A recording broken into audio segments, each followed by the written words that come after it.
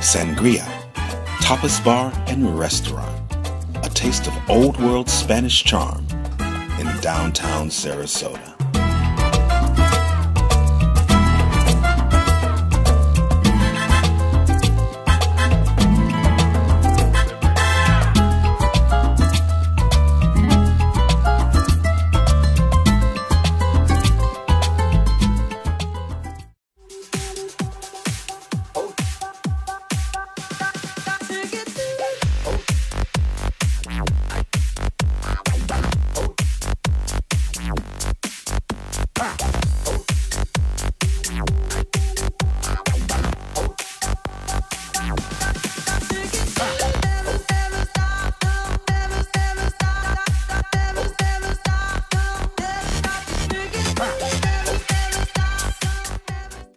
I want to take a few minutes and talk to you because you have an interesting story.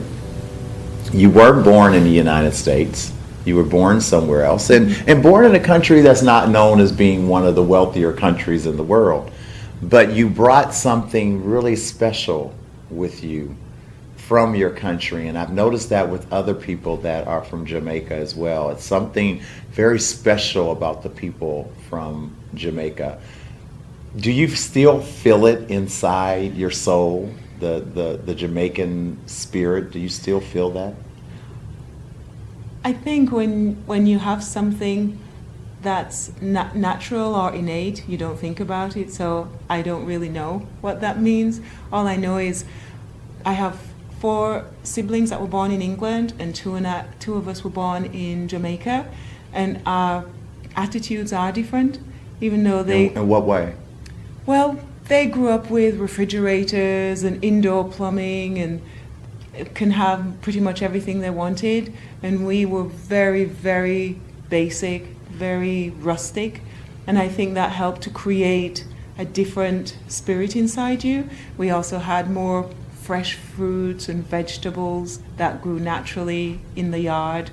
All of that, I think, just went to produce different types of attitudes. What happened that took your parents from Jamaica to England? Well, actually, I grew up my first 9 years with my grandparents.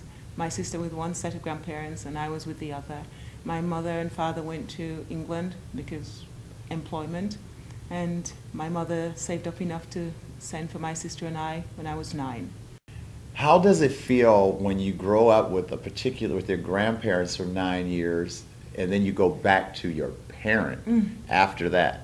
Well, first, I didn't actually know I had other parents other than my grandparents. You thought your grandparents were your parents? Never occurred to me. It was more extended. My aunties lived in this little cabin over here. Somebody else lived over here. So it was a very extended family. Everybody took care of everybody else. And I didn't know until it was time to take passport pictures and apply for visas and things like that that I had a mother and a father. You never met your mother and father before you were 9 years old? No. Well, I'm sure I met my mother. What's great about doing this show is that I get an opportunity to actually know all the people that come on my show, that I have as guests on my show. I feel like now we're friends. Yes. You're easy to be friends with. Well, thank you. Is there something that you notice that is less identifiable when it comes to race in Jamaica as opposed to maybe the people are here in the U.S.?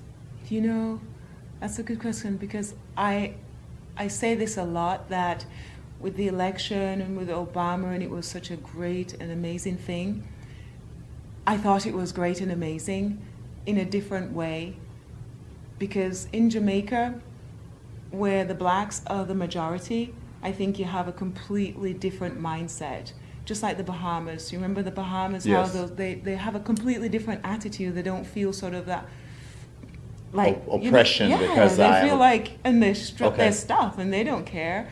So I think I was really happy that that happened. I think it's a really positive thing for blacks in America all over the world.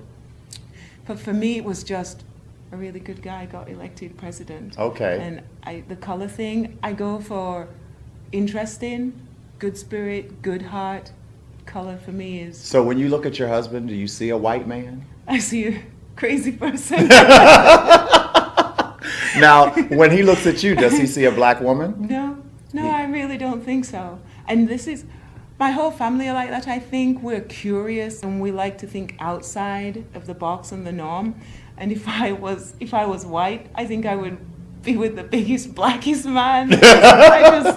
What's different is Right. what I like. Is and what I you think like. the Okay. world is so small and people tend to stick to the same patterns.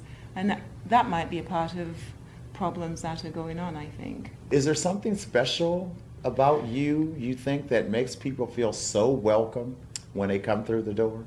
I don't know. I start with the concept that no one's perfect.